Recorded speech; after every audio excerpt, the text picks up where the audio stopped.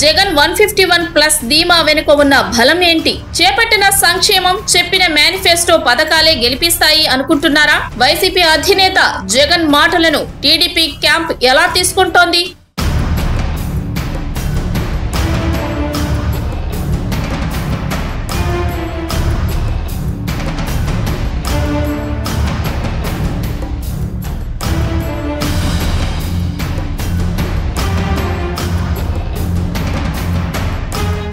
ఎన్నికల పోలింగ్ పూర్తవగానే ఎక్కడ చూసినా ఒకటే మాట. పోలింగ్ కేంద్రాలకు క్యూ కట్టిన ఓటర్లు, రాత్రి వరకు ఓటేసిన తీరు, పెరిగిన పోలింగ్ శాతం ప్రభుత్వానికి వ్యతిరేకంగా సాగిందని, కూటమి పార్టీలకు వరం కానుందని 2-3 రోజుల పాటు అందరి నోట అదే చర్చ జరిగింది. అయితే ఐపాక్ కార్యాలయ సందర్శన సందర్భంగా జగన్ చెప్పిన ఒక్క మాటతో ఇదంతా గాలికి కొట్టుకుపోయింది. రాష్ట్రంలో 151 స్థానాలకు పైబడి వైఎస్ఆర్ కాంగ్రెస్ పార్టీ సాధించబోతోందని ప్రకటించడం వైసీపీ వర్గాల్లో ఫుల్ జోష్ నింపింది. అదే సమయంలో కూటమి పార్టీలో ఆందోళనకు కారణమైంది. ఏ ధైర్యంతో జగన్ ఆ ప్రకటన చేశారు?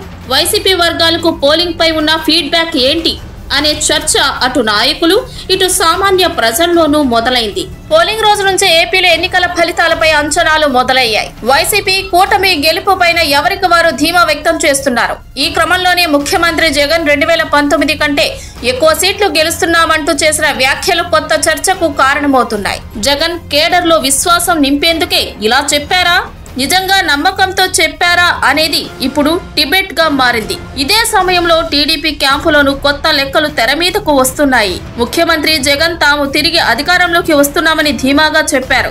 2019లో గెలిచిన 151 ఎమ్మెల్యే, 22 ఎంపీ సీట్ల కంటే ఎక్కువ సంఖ్యలో గెలుస్తున్నామని చెప్పుకొచ్చారు. పోలింగ్ ట్రేడ్స్ చూసిన సమయంలో ఇతర ప్రాంతాల నుంచి పెద్ద సంఖ్యలో వచ్చి ఓటు వేయడం, ప్రభుత్వం పైన వ్యతిరేకత, భారీ పోలింగ్ శాతంతో ఖచ్చితంగా కూటమికి అనుకూల వాతావరణం ఉందనే లెక్కలు చర్చకు కారణమయ్యాయి. వైసీపీలోనూ మహిళా, గ్రామీణ ఓటింగ్ తో తిరిగి తాము అధికారంలోకి వస్తున్నామనే నమ్మకం పెరిగింది. 2 పార్టీల నుంచి గెలుపు, సీట్ల లెక్కలపైన స్పష్టత రాలేదు. పైకి గెలుస్తున్నామని చెబుతున్నా లోపల టెన్షన్ కొనసాగుతోంది.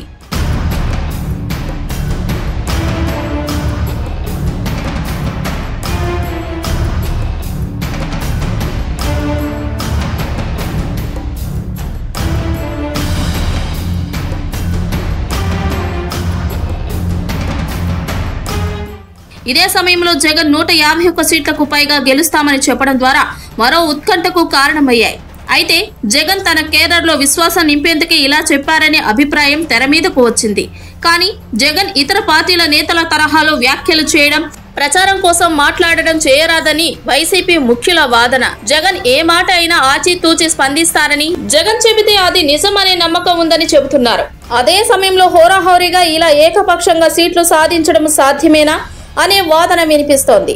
జగన్ తాను నమ్ముకున్న సామాజిక సమీకరణాలు, మహిళా ఓటింగ్ ద్వారా జరిగిన పోలింగ్ లెక్కలను పరిగణలోకి తీసుకున్న తరువాతనే తన అంచనాలను ప్రకటించారనేది పార్టీ నేతల సమాచారం. ఇటు టీడీపీ క్యాంపు నుంచి పూర్తి మౌనం కనిపిస్తోంది.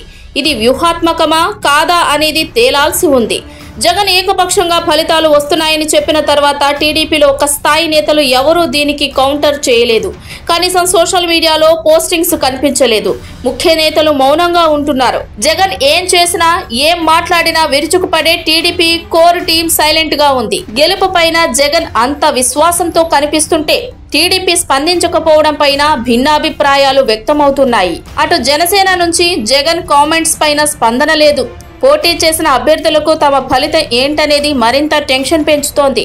దీంతో జూన్ 4న వెల్లడయ్యే ఫలితం పైన ఉత్కంఠ పెరుగుతోంది. చివరికి జగన్ ప్రకటన గెలుస్తుందా, కూటమి లక్ష్యం నెరవేరుతుందా? Wait and see.